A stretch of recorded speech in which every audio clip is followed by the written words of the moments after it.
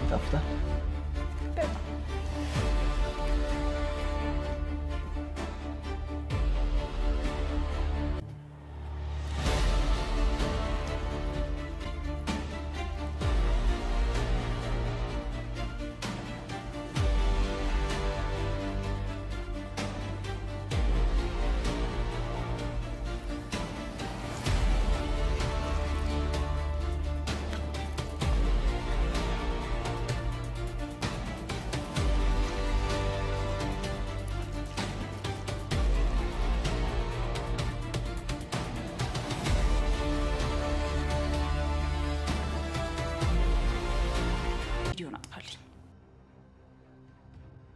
አጥፋልኝ፣ በቃ ቪዲዮን አጥፋልኝ።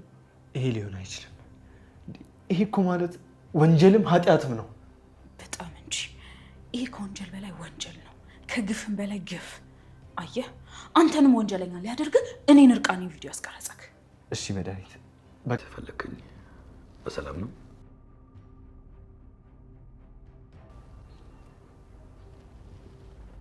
እንዴት ነው የምታይኝ ደግሞ? ናታን ምን ሆነሃል? ቆያ ያቢዎችን መገብ ነበር። የግድ መመገብ አለበት እና መግብሻለሁ ያልከኝ ነው? ኖ እንደዛ እያልኩ አይደለም። በመመገብ ሰዓት መንገድ ላይ አይቼሽ ነበር ለማለት ነው። እንደዛ ነው እንዴ? እንደዛ ማይተን ሊሆን ይችላል። አሁን ሰው አርሳም ነው።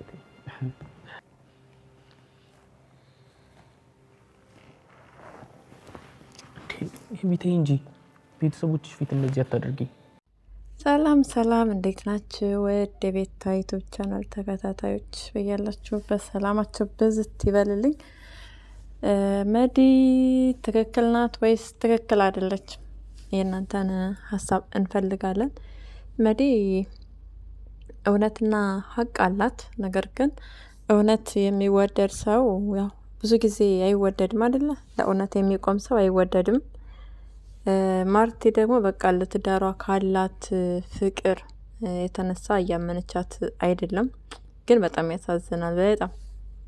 በጣም ነው የሚያሳዝነውና በትዳር ላይ ሌላ ሶስተኛ ሰው ጣልቃ ማስገባት አስፈላጊ አይደለም። ነገር ግን እውነታው ደግሞ ሜዲ እውነት አላት። ማርቲ ለምን ማንንም ሰው እያመጣች ትቀበያለሽ እያለች እየተቆጣቻት ነው። ማርቲ ደግሞ እስካሁን ድረስ እየሰማቻት አይደለም።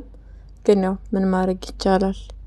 ባሏን ስለምትወደውና ስለምታምነው ነው ዳጣን ስትመጣ የተቀበለችውና ነገር ግን ነቄስ ስለሆነች ሜዲ እሷ እንግዲህ የሰላምን ልጅ ዴኒ ያስመርመራ እውነቱን አውቃለች። ዳጣም የደረጀ ልጅ እንደሆነች አውቃለች። በጣም ያሳዝናል። ስለዚህ ሜዲ እውነት አላት። ነገር ግን እውነታውን አውቃ ዝም ብትል የተሻለ ነው። ምክንያቱም እሷ ለእህቷ ብትነግራት እህቷን ራሷ በቃ እጅን በእጅ በላው እንደሚባለው እጇን በእጇ ነው የምትበላው። አስባችሁታል? የሆነ በቃ ልትጎዳባት ትችላለች እህቷ፣ ወይ ልትሞትባት ትችላለች፣ ወይ ፓራላይዝድ ልትሆንባት ትችላለች በድንጋጤ። ለዚህ ነው ደረጀ መንገር የፈራው እኮና ሜዲም አላሰበችም ይሄንን ነገር። ብቻ እንድታምናት ነው የምትፈልገው። ማርቲ እንድታምናት ነው እየፈለገች ያለችው።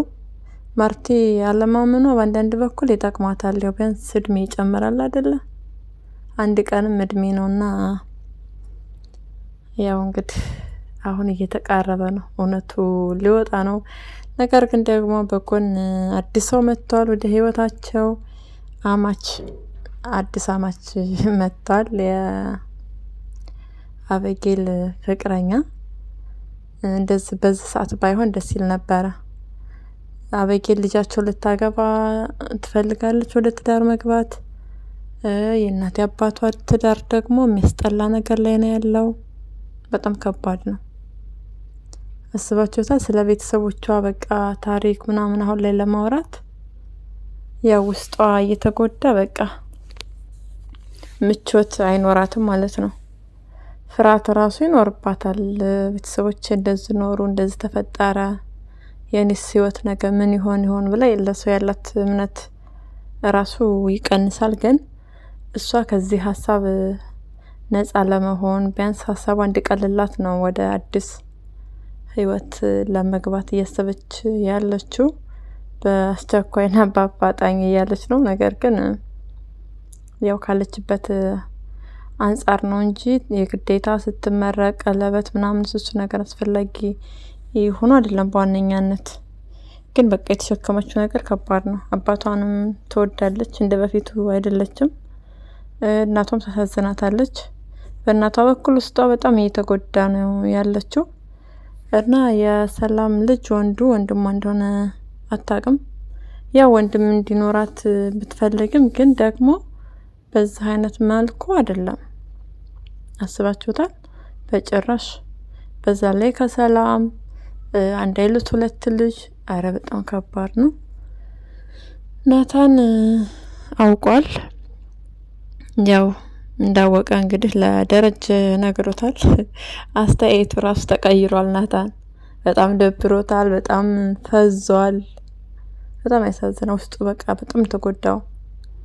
ምክንያቱም ማርቲን ስለሚወዳት በቃ እንደዛ አይገባትም ብሎ ስለሚያምን ለዛ ነው። ዳጣ ራሱ በተሰማ በጣም ነው የምትጎዳ። በጣም ትጎዳለች ዳጣ ራሱ። ለዛ ነው አልነግርሽም እያለ ሳይነግራት የቀረው ናታን እስካሁን ድረስ አያውቅም ነበረ። ያው ሜዲ ነግራ ሜዲ ነች ያሳመነችው። እንግዲህ ሌላ ከዳጣ ውጭ ሌላ ችግር አለ በቃ እንደዛ ብሎ እያሰበ ነበረ። ግን ምንም አልገመተ፣ ምንም አልጠረጠረም። እሱ ግን በቃ ሲሰማ በጣም ነው የታመመው። በጣም ይከብዳል።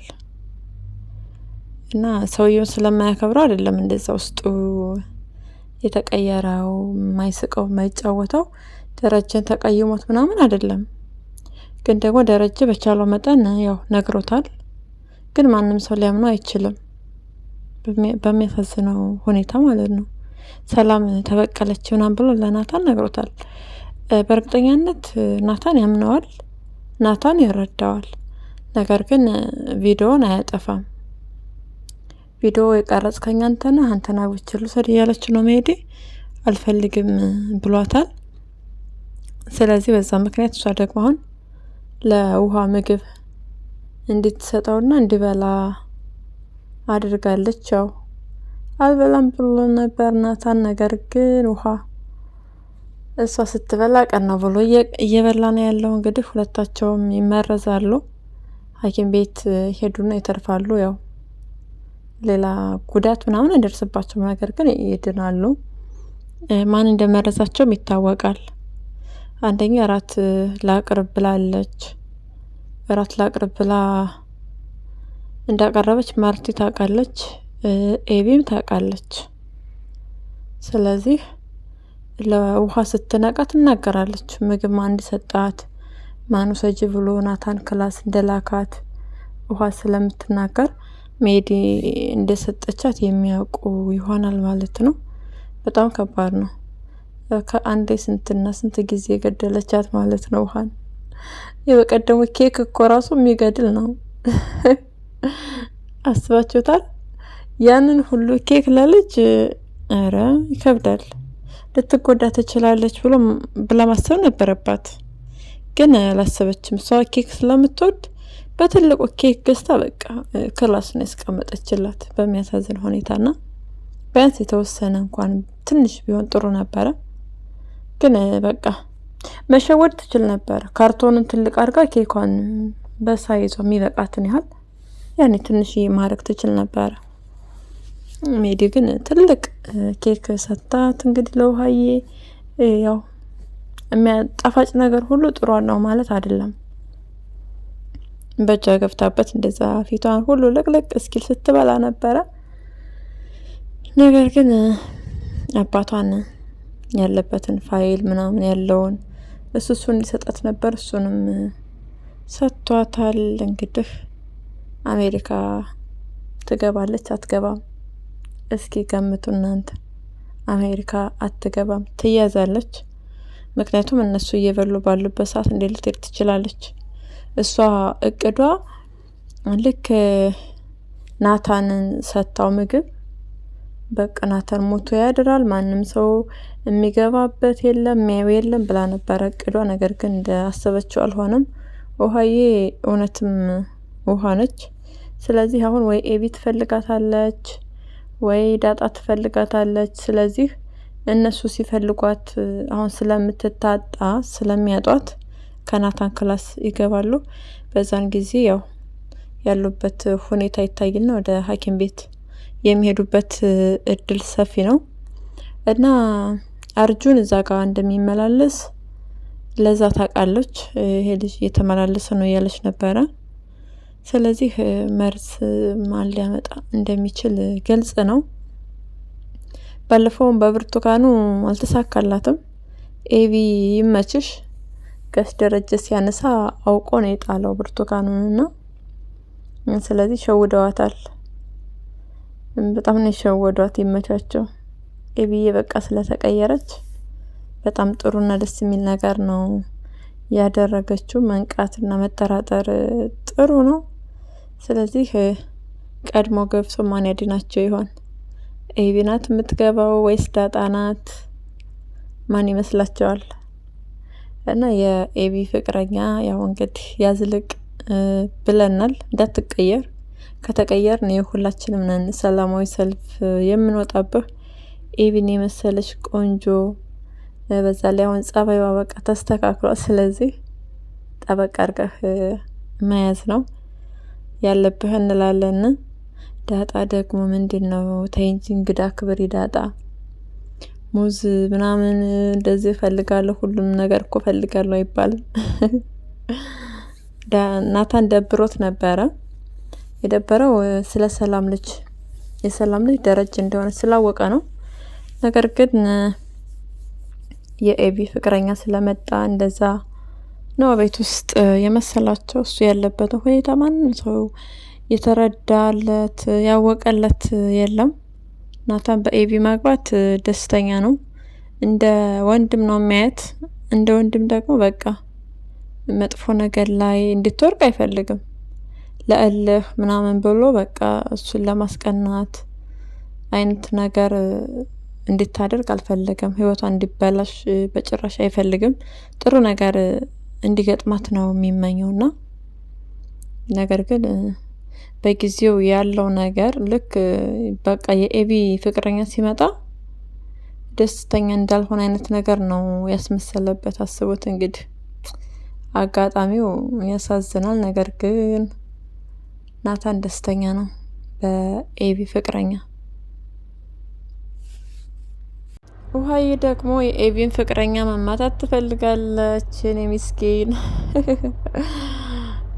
አበጌል ካየች አትለቅሽም። ረፊታይ እንታይ ረፊ እሷ ስትቀየርልሽ አንቺ ትንሽ አትቀየርም? እንደ ውሃዬ ግን ምን ሆነሽ ነው? ውሃዬ ምን ሆነሽ ነው? ኧረ ትንሽ ተሻሻይ ታይ። ግን ታይ አስባችሁታል? ፍቅረኛዋን እንደዛ በድንጋይ ምናምን ነገር በጣም ከባድ ነው። እንግዲህ የኤቢ ፍቅረኛ ደግሞ መካሪ ነኝ እያለ እየመከራቸው ነው። እስኪ አንተንም ቀጣይ የምትታይ ይሆናል።